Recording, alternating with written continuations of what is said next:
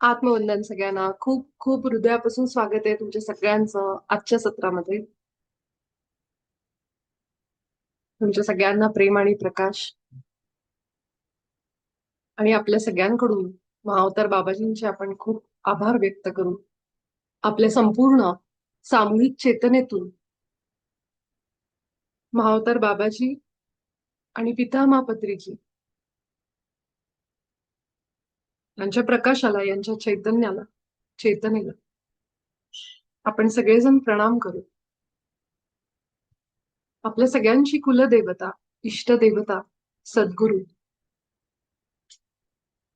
आपल्या सगळ्यांचा उच्च आत्मा,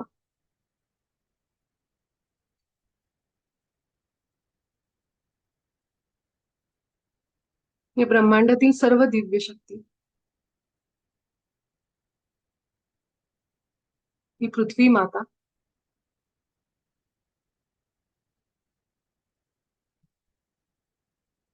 पंचमहाभूत, या सगळ्यांना आपण प्रणाम करू. सगळ्यांच्या अगदी हृदयातून आभार व्यक्त करू. जो काही आपण आतापर्यंत अनुभव घेतला, आपला जो प्रवास आहे त्याला प्रणाम करू, त्याच्यासाठी आभार मानू. आणि आपल्या सगळ्यांच्या आयुष्यात आता जी काही सुख आणि दुःख, या दोन्हींना आपण प्रणाम करू.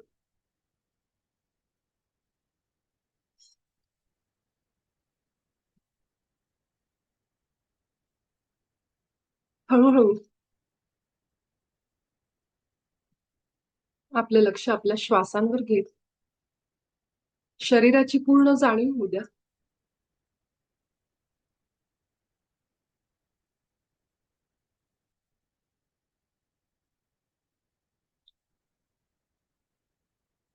थोडस एकाग्र होत, मस्तकापासून आपल्या पायापर्यंत संपूर्ण शरीराला बघत,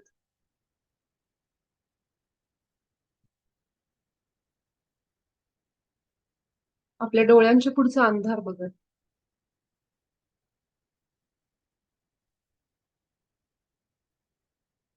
आपल्या शरीराच्या आत जात थोडस स्थिर व्हा.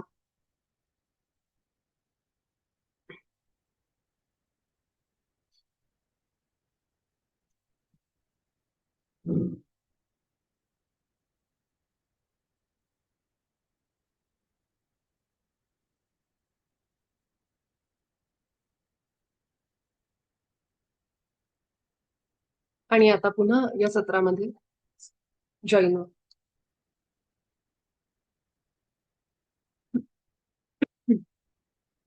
तर आपण 6व्या धड्याची सुरुवात केली, 6वा धडा समजून घेतला. हा येणारा पूर्ण आठवडाभर आपण 6व्या धड्याचा सराव करू. त्यामध्ये आपण सत्यासहित क्षमा, आता ती वेळ, तो सराव आपण आत जाऊन, हृदयात जाऊन आपल्या उच्च आत्म्याकडून मार्गदर्शन घ्यायचा सराव आपण करतोय. आता हा आपला सराव अभ्यास थोडा पुढच्या टप्प्यावर जातो.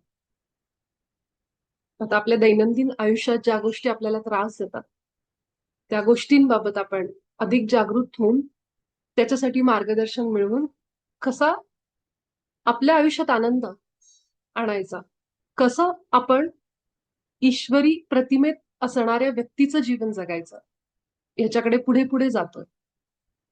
बरं, ह्या काळामध्ये जेव्हा आपण हा सराव करू तेव्हा आपल्या टेस्ट सुरू असणार आहेत, की असं कुठेही होणार नाही की मी परिपूर्ण त्या एका व्हायब्रेशनल स्टेटमध्ये आली किंवा त्या अवस्थेला आली की जिथं मला आता कुणाबद्दलही राग नाहीये, द्वेष नाहीये. ती अवस्था यायला वेळ लागेल, पण येईल. आणि हे सरावानेच जमेल.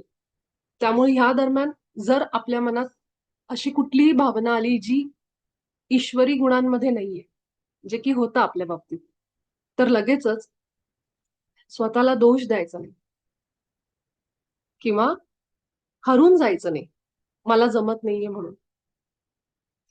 कारण ते होणं अगदी साहजिक आहे. याची जाणीव बाबाजींना आहे आणि सगळ्यांना आहे. आपल्या सद्गुरूंना सगळ्यांना ह्याची जाणीव आहे, की आपण सगळे जीव ह्या मायेमध्ये आहोत.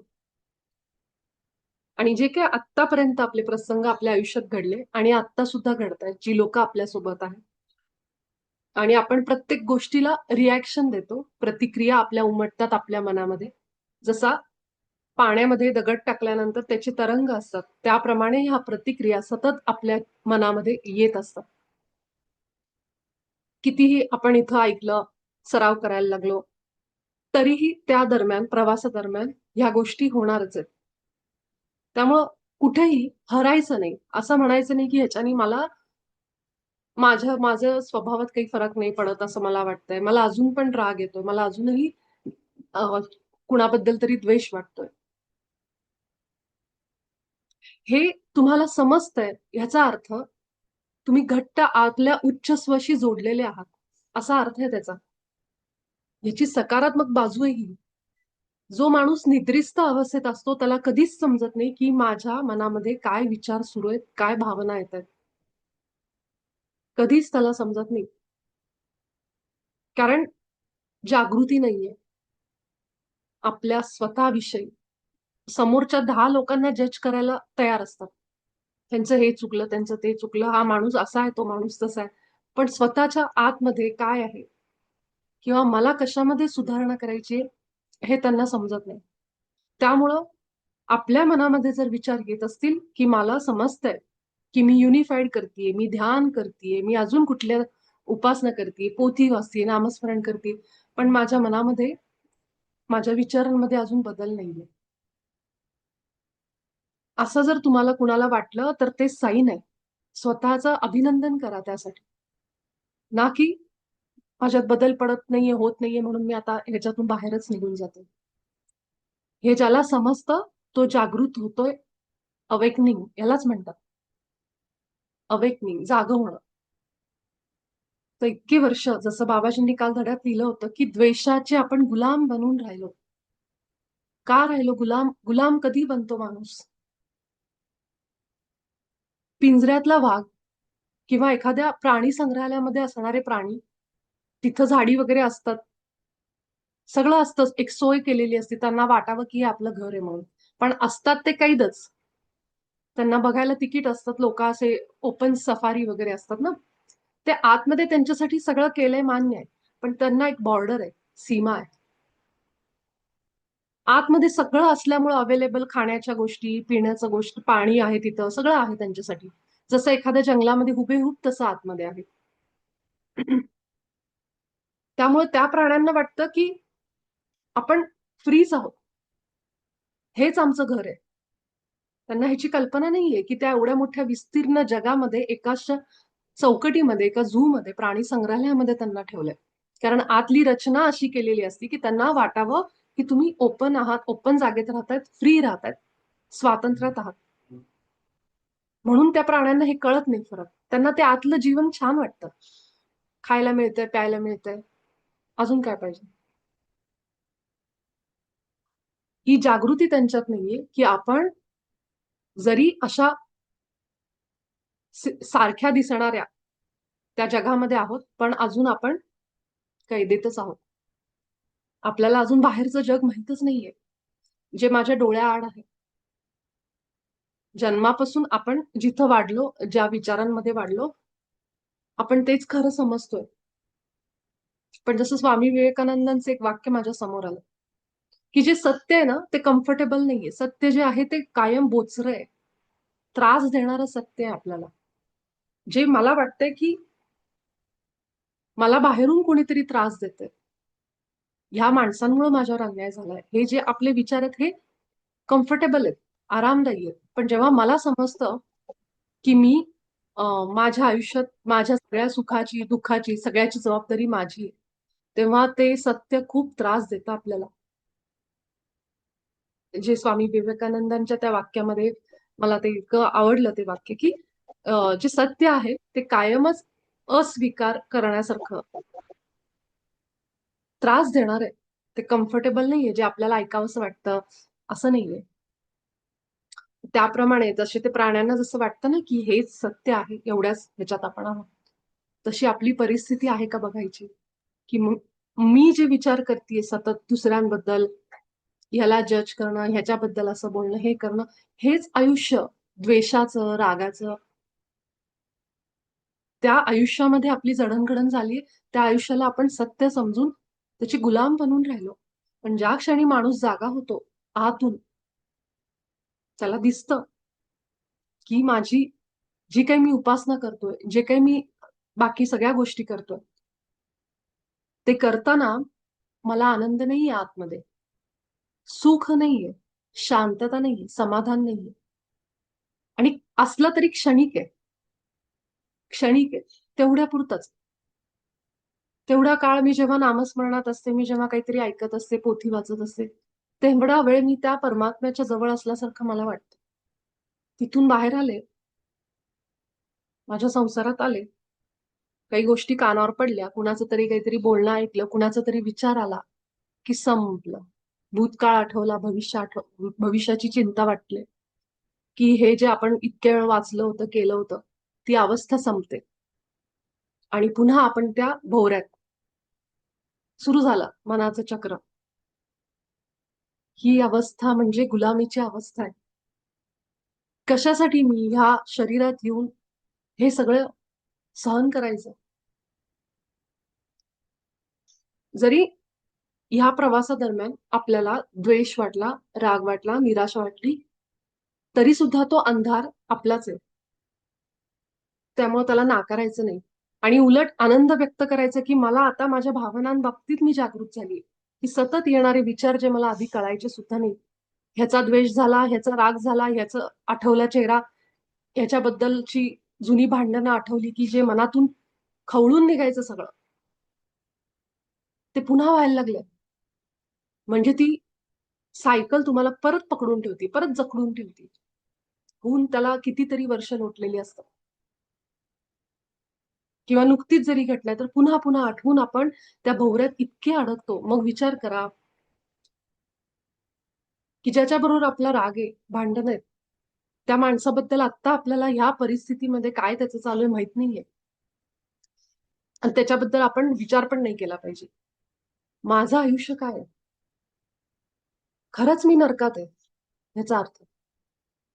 की नरकात आपण जे ऐकलंय, आपण कुणी मेल्याशिवाय स्वर्ग दिसत नाही, तसा नरक पण नाही दिसत. त्याच्यासाठी मरावंच लागतं ना, की स्वर्ग आहे का नरक कसा आहे हे बघण्यासाठी. पण जेवढं काही आपण ऐकलंय, की स्वर्गामध्ये ही सुख आहेत, हे सगळं हे आहे, ते आहे, ऐषाराम आहे. आणि नरकामध्ये तुम्हाला तेलात तळतात, हे करतात, हे जे आपण ऐकलंय सगळं, हे जिवंतपणी आहे. की किती वेळ आपल्या आयुष्यातला आपण वर्तमानात न राहता, की आत्ता काय चालू आहे, हे न बघता किती वेळ आपण भूतकाळात जगतो बघा. म्हणून श्रीकृष्ण सांगायचे, की तू आत्ता इथं राहा, इथं राहू, ह्या वर्तमानात राहून बघ. हेच खरं जीवन आहे. ह्या क्षणामधलंच खरं सत्य आहे. बाकी सगळं मिथ्या आहे. आत्ताचा जो वर्तमान आहे, हे सत्य आहे. हे म्हणण्यामागं कारण हे आहे, की भूतकाळातल्या घटना आपल्याला पुन्हा पुन्हा त्या भोवऱ्यात अडकवतात. आणि भविष्याची चिंता आपल्याला जिवंतपणी नरक यातना देते, की काय होणार, कसं होणार, काय होणार, कसं होणार. याचा अर्थ आपण ईश्वरी आहोत. आपल्या आत ईश्वर आहे. हे सत्य तिथं संपतं. कारण आपण विश्वास नाहीये आपला. आपण समर्पणात नाहीये. जर माझा भगवंत, ज्या गुरूंना मी मानते, देवाला मानते, त्यांच्याबद्दल माझ्या मनात जर विश्वास नाहीये, तर मी सतत उद्याची चिंता करेन. आणि तर बाबाजी तर आपल्याला असं सत्य सांगतायत, की आपण ईश्वरी प्रतिमेत आहोत. मग तर आपण स्वतःवर किती विश्वास ठेवला पाहिजे. स्वतःवर. एक ताई मला काल परवा विचारत होत्या, की मला हे असं फिलिंग आलं, ते बरोबर आहे का? असं त्यांचं फिलिंग आहे. मी कसं सांगू की बरोबर आहे का नाही? तुम्हीच विचार करा. मी कसं सांगू की त्यांना जे आतून वाटतंय ते फिलिंग बरोबर आहे का नाही? मी कोण आहे त्या गोष्टीला जज करणार, की हो, हो तुमचं मला कसं कळणार आहे सांगा? त्यामुळं सगळ्यात महत्वाचं आहे आपलं आत हृदय काय सांगतंय? हृदय म्हणजे आपला उच्च आत्मा जो हृदयात राहतो. आपल्या हृदयातून जो आवाज येतो तोच आवाज खरा आहे. आपलं मन आपल्याला खूप खेळवतं, अडकवतं भूतकाळात, भविष्यात, ह्या द्वेषात, त्या रागात, हे सगळ्यात.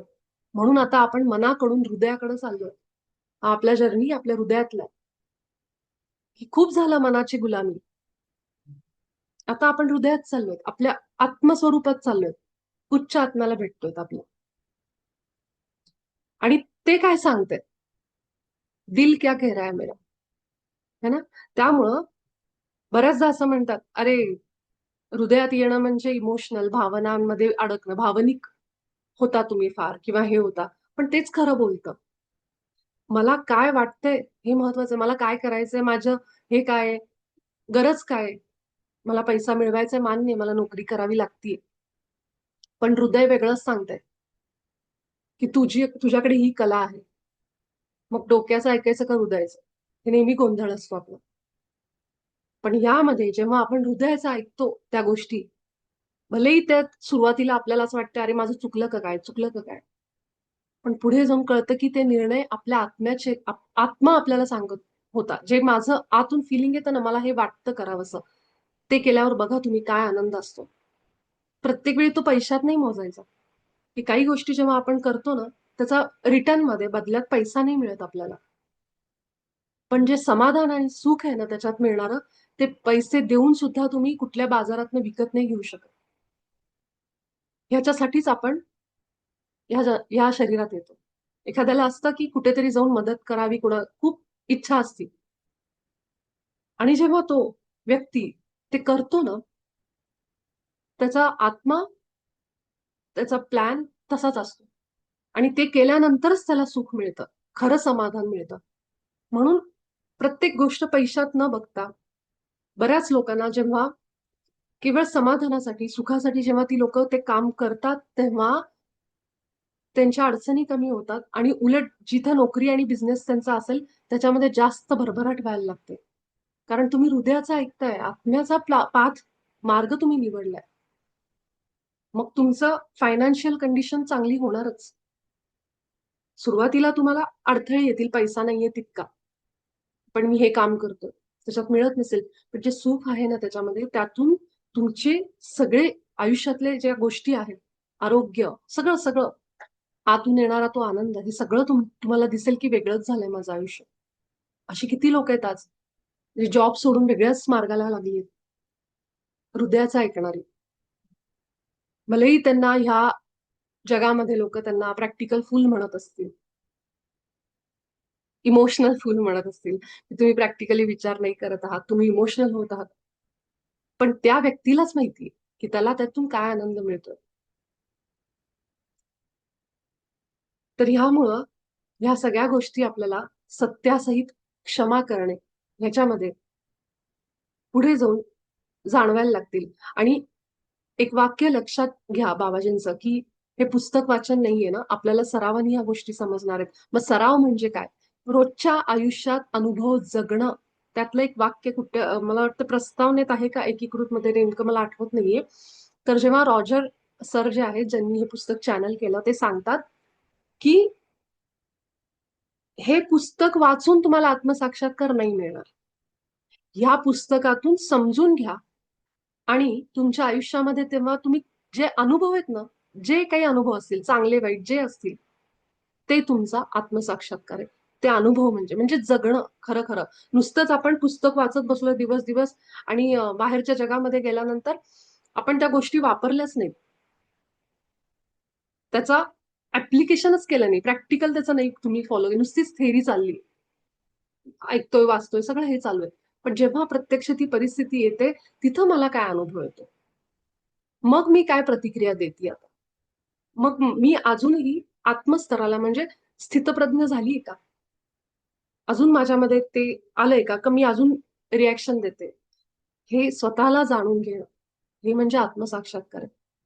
तर ते करायची एक प्रोसेस आहे, काही दिवसांचा कालावधी त्याला लागणार आहे. काल मी एक सेशन ऐकत होते एका सरांचं, आपले पिरॅमिड मास्टरच आहेत, तर सहज माझ्या समोर ते सत्र, नेमकी प्रश्नोत्तर आली. त्यामध्ये सरांना एका माणसाने प्रश्न विचारला की सर, तुम्ही म्हणताय तसं मी सगळं मॅनिफेस्टेशन, तुमचे भरपूर वर्कशॉप केले आणि मला फायदा पण होतोय, सगळं होतंय, पण माझ्या आयुष्यात ना एक पैशाचा प्रॉब्लेम आहे जो मला तो तेवढा सॉल्व्ह होत नाहीये. मग आता तुम्ही जसं म्हणता की तुम्ही फील करायला लागा भावनांनी आणि ते झालंय ऑलरेडी असा विचार करा आणि सगळं करा. पण थोडंसं मनामध्ये आतमध्ये कुठेतरी आहे. मी मी प्रयत्न पूर्ण करतोय म्हणलं. म्हणजे ते सांगत होते, की मी प्रयत्न खूप करतोय, की स्थिर राहायचं, कशाला रिएक्ट व्हायचं नाही. स्थितप्रज्ञ अवस्थेमध्ये यायचं. आत्मस्तरावर बघायच्या गोष्टी. पण तरी थोडंसं ना आतमध्ये थोडंसं कुठेतरी वाटतंय, की असं का होतंय, की मी इतके दिवस झाले प्रयत्न करतोय, पण मला माझ्या बिझनेसमध्ये त्या गोष्टीमध्ये थोड्या अडचणी येतायत. तेव्हा सरांनी पण तेच उत्तर दिलं आणि मी खूप उत्सुक झाले ऐकायला, की आता सर काय म्हणतील त्याच्यावर.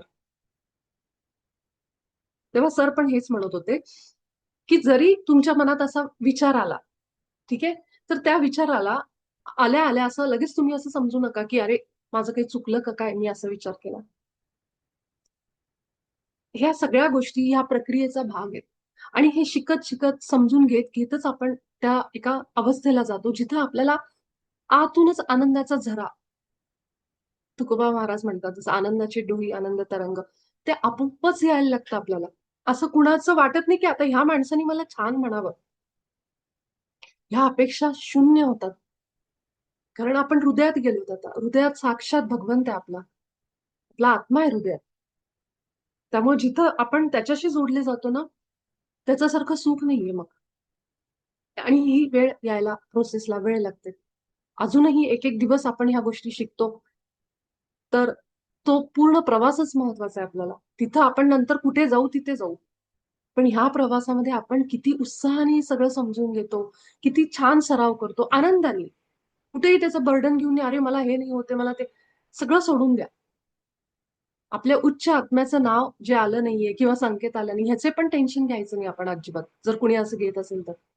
तुम्ही योग्य मार्गावरच आहात, हा विचारच मनात ठेवायचा. भलेही मला आत्ता ते नाही समजत आहे, नाही जाणवत आहे. फक्त ह्या फ्लोमध्ये राहायचं. बाकी ते सगळ्या गोष्टी आपल्याजवळ आपल्या-आपल्या बुद्धीनी, आपल्या-आपल्या वेळेनुसार त्या गोष्टी आपल्याला समजतात, होतात आपल्याकडून. त्यामुळं एक आनंदामध्ये ह्या सगळ्या जर्नीचा अनुभव घ्या. समजून घ्या बाबाजींचं एवढं सुंदर पुस्तक आहे आणि हे जिथं-जिथं चाललंय ना, लोकांना हे इतकं म्हणजे काय सांगू तुम्हाला, इतकं अट्रॅक्ट करतायत ह्या गोष्टी युनिफाईड मधल्या. एवढे त्याचे मी रिव्ह्यूज वाचते इकडे-तिकडे सगळीकडे, की खूपच हे पुस्तक असं आहे, की अनेक लोकांचं आयुष्य बदललेलं पुस्तक आहे हे.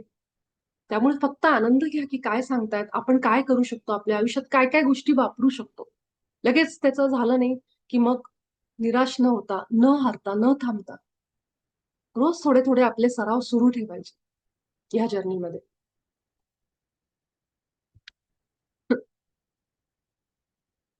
प्रफुल्लनी टाकलं, की द्वेष सारखी भावना माणसाला सॅटिस्फॅक्शन देत असते आणि मग हळू-हळू माणूस त्याच्याच गुलाम बनतो. हां, असं आतून येतंय माझ्या. एकदम मस्त लिहिलंयस तू. खरंय, मी तेच आता सांगितलं ना, की द्वेषाची भावनाच आपल्याला द्वेष म्हणा, राग म्हणा, तर कारण आपल्याला त्या भावना घेत-घेतच मोठं व्हायची सवय झाली, जास्ती करून. शाळेत गेलं, कॉलेजमध्ये गेलं, सगळीकडे कॉम्पिटिशन आहे. कुठेही जा तुम्ही कॉम्पिटिशन, स्पर्धाच आहे. आणि जेव्हा स्पर्धा असते तीच द्वेष उत्पन्न करते. त्यामध्ये हेल्दी कॉम्पिटिशन म्हणतो आपण त्याला, ती जर असेल तर ती भावना प्रत्येकाची एक वेगवेगळी असू शकते त्याच्यामध्ये. पण शक्यतो करून आपल्या शेजारी माणसाकडं काय आहे? भौतिक. म्हणूनच आपण भौतिक जगामुळेच ह्या द्वेषात अडकलोय ना, की सगळं शरीरामधलंच बघायचं, की कुणाचे काय दागिने आहेत, कुणाचं काय घर आहे. सगळं भौतिक जे आहे त्यानुसारच आपण ह्या भावनांचा अनुभव घेतो. द्वेष असेल, कुणाचा राग असेल, कुणाचा सक्सेस आपल्याला बघवत नाही. ह्याच तर गोष्टी आहेत.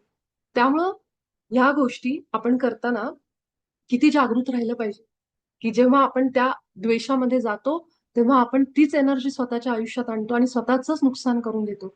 बाबाजी म्हणतात, "तुम्ही जे देत आहात ना, ते 10 पटीने म्हणजे ते तुमच्याकडे येणार आहे." त्यामुळे विचार करायचा, की मी जर द्वेष देतीये, तर मलाही कोणाचा तरी द्वेष मिळणार आहे.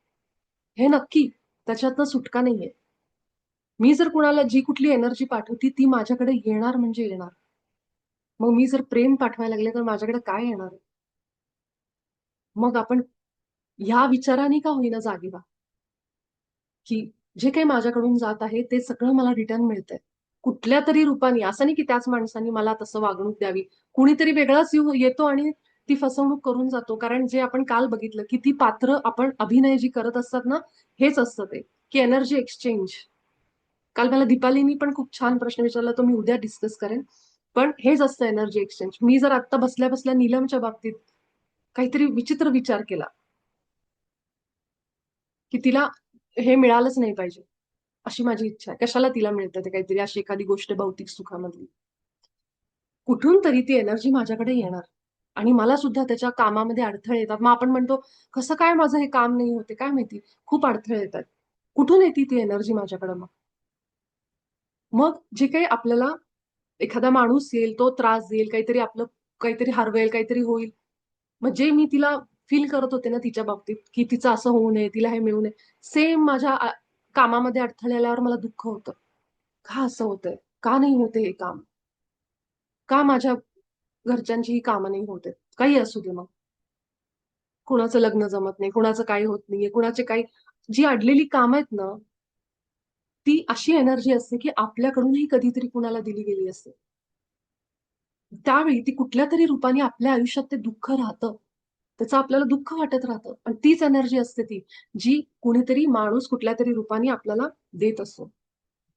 जे आपण काल बघितलं, की आपल्याच पटकथेमध्ये आपणच सगळं आहोत निर्माते आणि हे सगळं जी ऊर्जा आपण देतोय ती येते आपल्याकडे हे पण आपण लिहून आणलेलं असतं, लिहिलेलं असतं. कारण नियम आहे तो देवाण-घेवाण. पण त्याची रूपं वेगवेगळी. ज्या माणसाबद्दल मी पाठवलंय त्याच व्यक्तीने मला त्रास दिला पाहिजे असं नाहीये. कुठून तरी कुठल्या तरी माध्यमातनं तो त्रास होतो. बँकेत गेल्यानंतर अचानक बँकच बंद होते त्याच वेळेस बरोबर. असं काही की जिथं आपल्याला मानसिक त्रास झालाय. छोटी-छोटी असतील. पण अशी कुठलीही कामं. काहीतरी लेसन असतो त्याच्यामध्ये आपल्याला. आपल्याला कळत नाही त्यावेळी. पण अशी एनर्जी आपल्यातनं बाहेर गेलेली असते. म्हणून आपण विचारांबाबतीत जागरूक राहायचं. माझ्याकडनं प्रेमच बाहेर गेलं पाहिजे, प्रकाशच बाहेर गेला पाहिजे. मला जे पाहिजे ना, हे देवा सगळ्यांना समाधान मिळू दे. हे देवा जी लोकं आज एका परीक्षेला बसलीत, त्या सगळ्यांना त्याच्यामध्ये तू मदत कर. अशी कुठल्याही चांगले भावना तुम्ही बाहेर टाका. आणि मग तुमच्याही कामांमध्ये तुम्हाला प्रगती दिसेल. काय लिहिलं नीलमनी? मला याचा अनुभव पण आला. ज्या कोणी मला कोण बोललं असं आणि माझ्या बाबतीत पण. जे आपण देतो. जरी आपला शत्रू असेल, मी असंच एक मध्ये रीडिंग काहीतरी ऐकत होते. त्याच्यामध्ये सांगत होते, की तुमच्या शत्रूबद्दल आता काय होणार आहे हे तुम्ही आता कुणीतरी होत्या मॅडम आणि त्या माझ्याशी बोलत होत्या आणि ते सांगत होत्या काहीतरी. मी म्हणलं मला नाही ऐकायचं, की माझ्या शत्रूला काय त्रास होणार आहे. कारण माझा शत्रू पण ईश्वरी प्रतिम आहे ते. त्यामुळे माझी इच्छा नाही, की माझ्या शत्रूला त्रास व्हावा. तर सोडून द्या म्हणलं तुम्ही मला नका सांगू त्या. त्या माझ्या मागेच लागल्या. मी सांगते, की ते तुमच्या मी म्हणलं मला ते ऐकायचंच नाहीये म्हणलं. कारण माझी इच्छा नाही म्हणलं माझ्या शत्रूला त्रास व्हावा. त्याचं त्याच्यापाशी. कारण मी अशी इच्छा करेन, की माझा शत्रू सुद्धा प्रेम आणि प्रकाशामध्ये राहावा. कारण मला फरकच पडत नाही, की तो माझा शत्रू आहे. कारण त्याला जे लिहून आणलंय ते मीच आणलंय माझ्या आयुष्यात. त्यामुळे त्याच्याकडून जर मला काही त्रास होत असेल, कुणी असा विचार करत असेल, तरी सुद्धा त्या व्यक्तींना मी सगळ्यांना प्रेम आणि प्रकाशच पाठवेन म्हणलं. आणि त्यांना त्याचं खूप आश्चर्य वाटलं. मग मी त्यांना युनिफाईड बद्दल नंतर सांगितलं. सो हे चेंजेस, हे बदल आपल्या आयुष्यात येतात. आपल्याला आपल्या शत्रूबद्दलही राग वाटत नाही. असं वाटतं त्याचंही भलं होऊन जाऊ दे. कारण तो अंधारात आहे बिचारा, त्याला माहित नाहीये तो काय करतोय. ठीक आहे.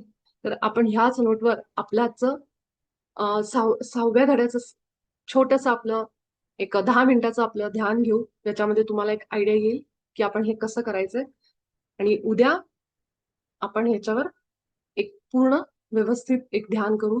सोबतच मी ह्याचं रेकॉर्डिंग पण करणार आहे ध्यानाचं, जे मी YouTubeवर टाकेन. जे ऐकत तुम्ही रोज ध्यानाची प्रॅक्टिस पण करू शकता. चला आपण डोळे मिटू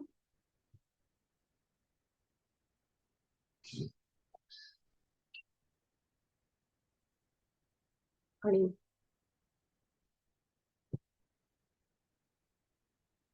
हळू-हळू आपल्या श्वासांना पकडत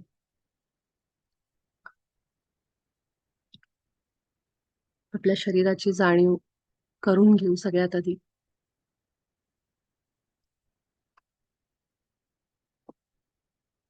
अगदी सहजतेने, कोमलपणे डोळे बंद करा.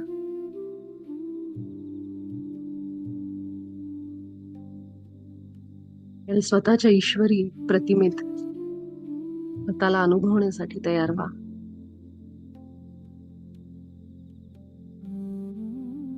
इथला प्रत्येक जण ईश्वराच्या प्रतिमेत बनलाय.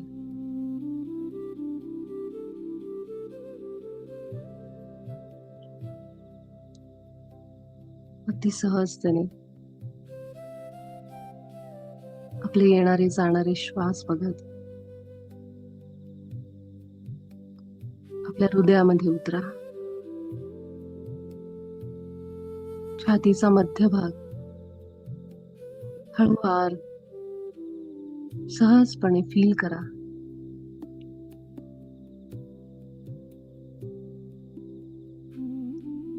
दिवसभर वावरणारी, विचार करणारी, बाहेरच्या जगात असणारी मी आणि हृदयात असणारी मी अजूनही फरक आहे. इच्छा नसताना सुद्धा अनेकदा मी माझं मूळ स्वरूप लपवते कुठल्या तरी कारणाने. पण आता मी जास्तीत जास्त माझ्या मूळ रूपामध्ये राहायचा प्रयत्न करते.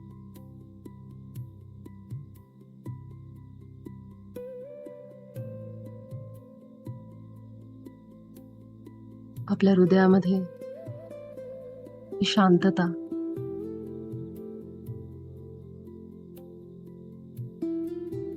आपले येणारे जाणारे श्वास फील करा. सहज वाहणारा हा प्राणवायू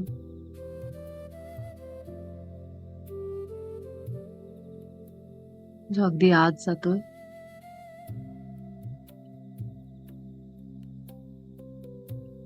छातीच्या मध्यभागावर हळूवार बाहेर पडतोय.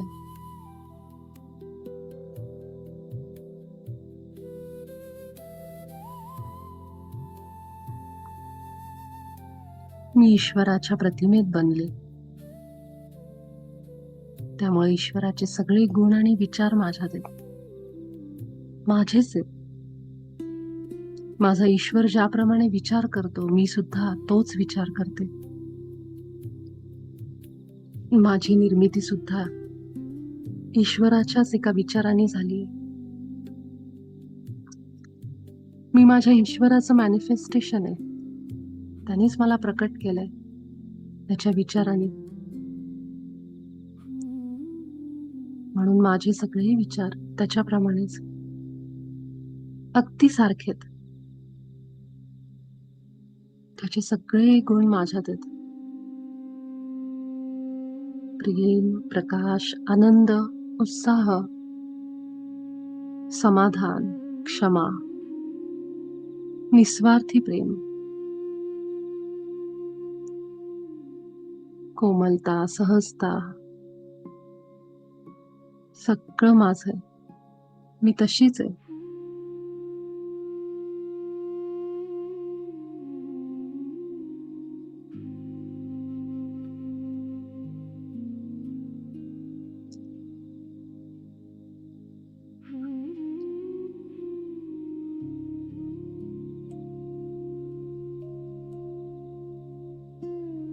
माझ्या आभामध्ये आलेल्या सर्व अनिमंत्रित प्रभावांना मी प्रेम आणि प्रकाश पाठवते. तुम्ही सगळेजण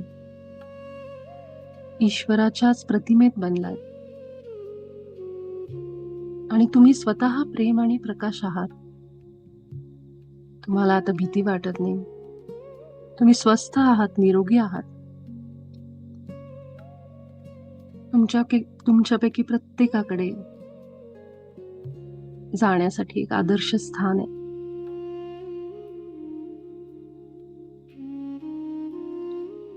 तुम्ही शांतपणे त्या स्थानी निघून जा. माझ्या उच्च स्वला मी आग्रह करते की तुमच्या सगळ्यांना त्या योग्य स्थानी घेऊन जा.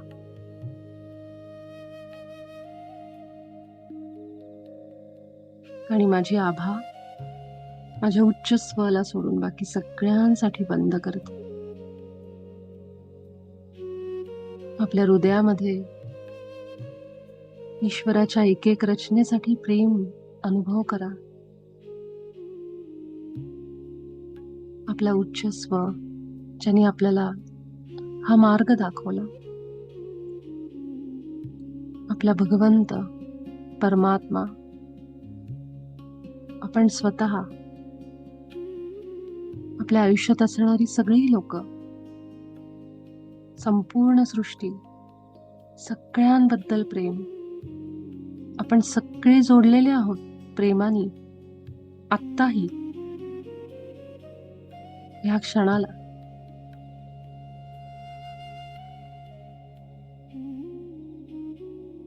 या भौतिक जगामध्ये काही लोकांवर आपला राग असेल, ज्यांनी आपल्याला त्रास दिला असं आपल्याला वाटतं, तरीही आपण त्यांच्याशी प्रेमाने जोडलेले आहोत.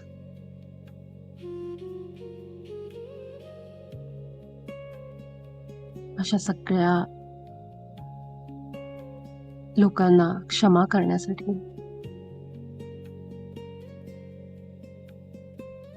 आपल्या उच्च स्वला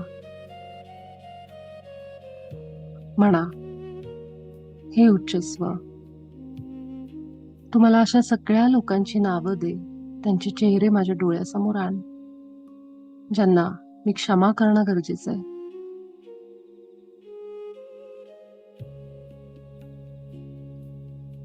आणि अगदी आत जाऊन आपल्या हृदयात फील करा, असे कोण लोक आहेत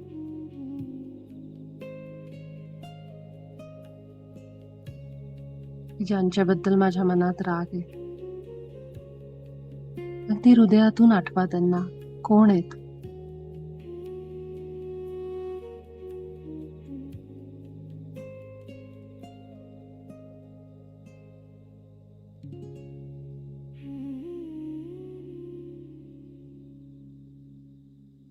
आणि म्हणा,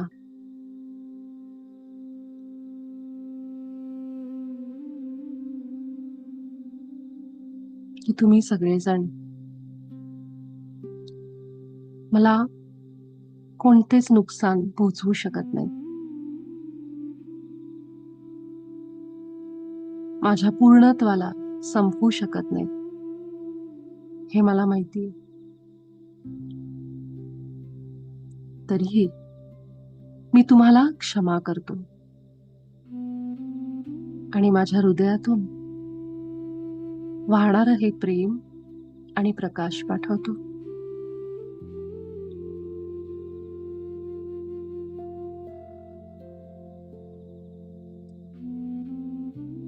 माझ्या अनुमतीशिवाय, परवानगीशिवाय तुम्ही मला दुःख देऊ शकत नाही, हे मला माहिती आहे. आणि म्हणून मी तुम्हाला प्रेम आणि प्रकाश पाठवतो. आता केवळ या सगळ्या आत्म्यांना आपल्या हृदयातून तो अखंड प्रेमाचा झरा पाठवा, कारण आपण सगळेजण ईश्वराच्या प्रतिमेत आहोत. आपण सगळेजण प्रेम आहोत. आपण प्रेमच देऊ शकतो. आपल्यासोबत काही येत नाही, सगळं इथे राहतं. केवळ प्रेम आणि प्रकाश येतो. जे आपलं आहे तेच येतं आणि तेच द्या. बाकी सगळं सोडून द्या. त्या सगळ्या जीवांना आठवा आणि प्रेम पाठवा त्यांना. ह्याच अवस्थेत राहा. फील करा आपल्या आतमध्ये की आपण प्रेमाचा स्रोत आहोत. प्रेमाचा अनुभव घेण्यासाठी इथं आहोत. आपण सगळे भेटू उद्याच्या सत्रात.